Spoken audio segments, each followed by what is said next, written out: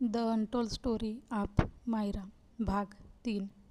तर मित्र आणि मैत्रिणींनो, तुम्ही जर आमच्या चॅनलवर नवीन असाल तर चॅनलला सबस्क्राईब करा आणि बेलायकन प्रेस करा. गप्पा रे. रिया रडायला लागली की तुमचा गोंधळ ऐकून ईशांत म्हणाला, काही काय दादा, तुला पाहून घाबरली असेल बिचारी. आरव म्हणाला, हो ना. ईशांत त्याचा कान पकडत म्हणाला, मी रडत नाही म्हणजे मी नाराज आहे म्हणून रडत नाही आहे. हे तर हॅप्पीवालं रडू आहे. ते काय म्हणतात त्याला? मायरा म्हणाली, आनंदाश्रू. आदित्य म्हणाला, हां हां तेच ते. मायरा म्हणाली, सगळे तिला दरवाज्यावरच मिठी मारतात. मोठे त्यांना कौतुकाने पाहत होते. सगळ्यांच्या चेहऱ्यावर एक समाधान होतं.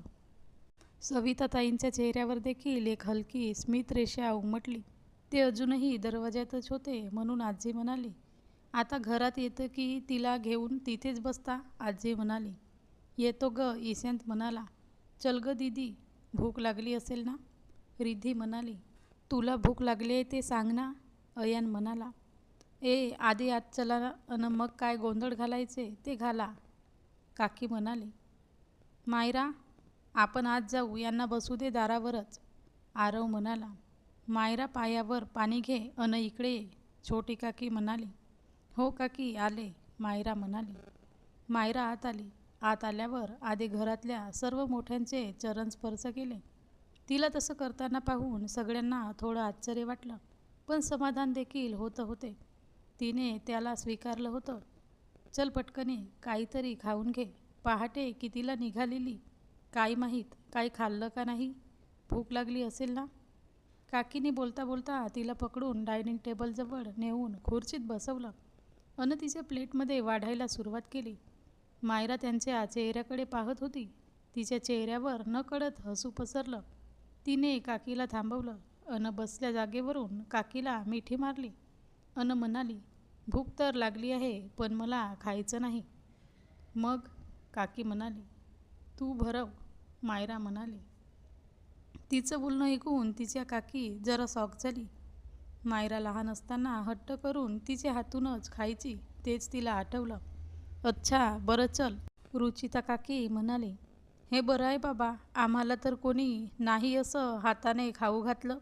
अयान म्हणाला, हो ना, एक काम कर, लग्न कर, म्हणजे बायको खाऊ घालेल. मायरा म्हणाली. मायराचं बोलणं ऐकून सगळे हसू लागले. सगळ्यांचा नाश्ता झाला. आज सगळ्यांची सुट्टी होती, त्यामुळे निवांत सगळे मस्ती करत होते. मायराला आता थकल्यासारखं वाटत होतं.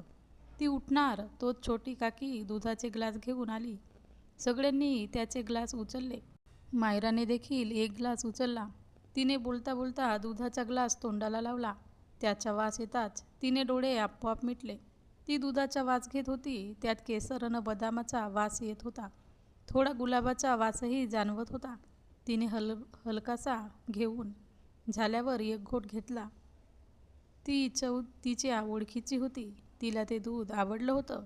तिने डोळे मिटलेलेच ठेवले अन त्या दुधाचा आनंद घेत ती हळूहळू एक घोट पीत होती. तीच चव वाटवायचा नकळत प्रयत्न करत होती. अचानक तिच्या मिटल्या डोळ्यासमोर एक दृश्य उभं राहिलं. हेच घर, हीच जागा, फरक फक्त एकच. आसपासचं डेकोरेशन थोडं जुनं वाटत होतं. अचानक एक आवाज आला, काकी दूध. एक छोटी मुलगी म्हणाली.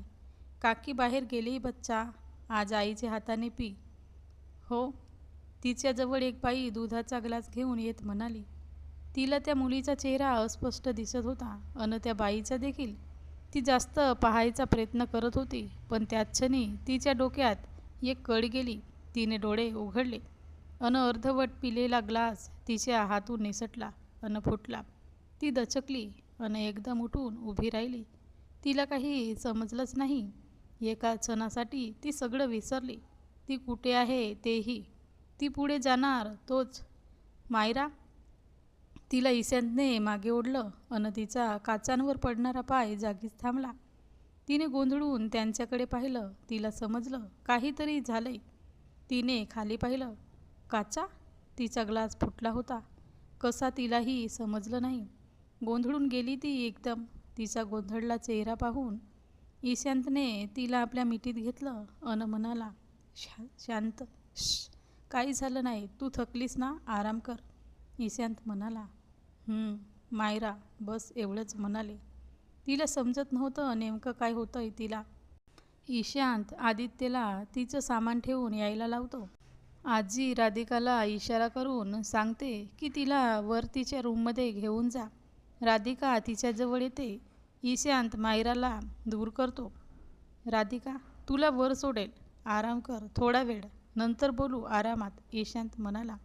ती फक्त मान डोलावून आपली सहमती दर्शवते अन राधिकासोबत वर जायला निघते. त्या दोघी वर गेल्यानंतर तो आजीकडे पाहतो. आजी तिच्या मुलांकडे पाहते अन स्वतःच्या रूममध्ये जाते.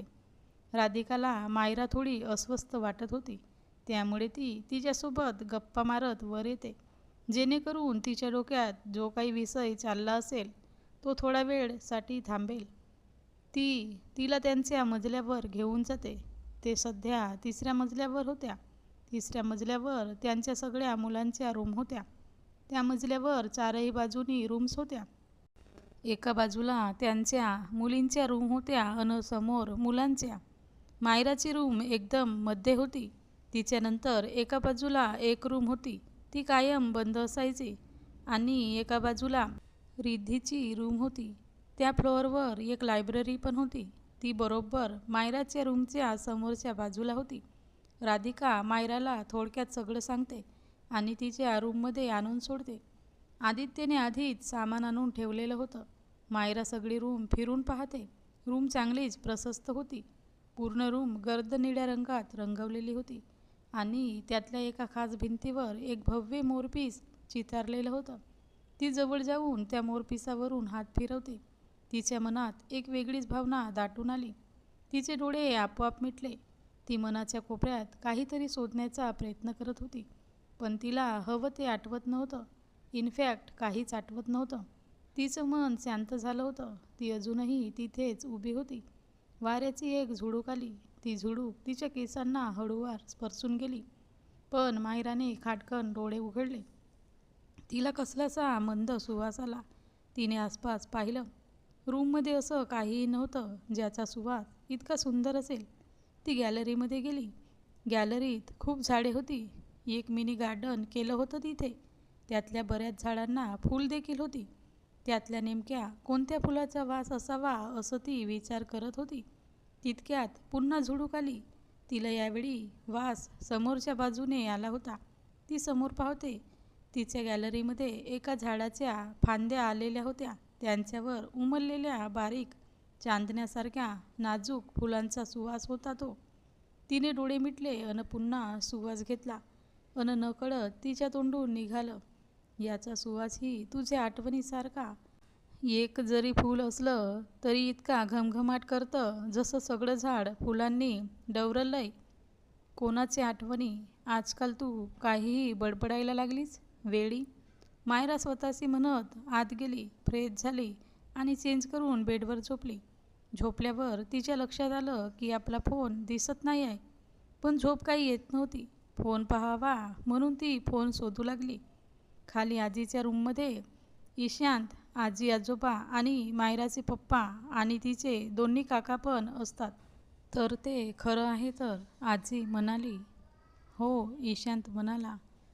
तर आजीच्या रूममध्ये कशाच्या चर्चा चालू आहे ते पाहूया पुढच्या भागात. आणि तुम्ही आमच्या चॅनलला सबस्क्राईब केलं नसेल तर सबस्क्राईब करून घ्या.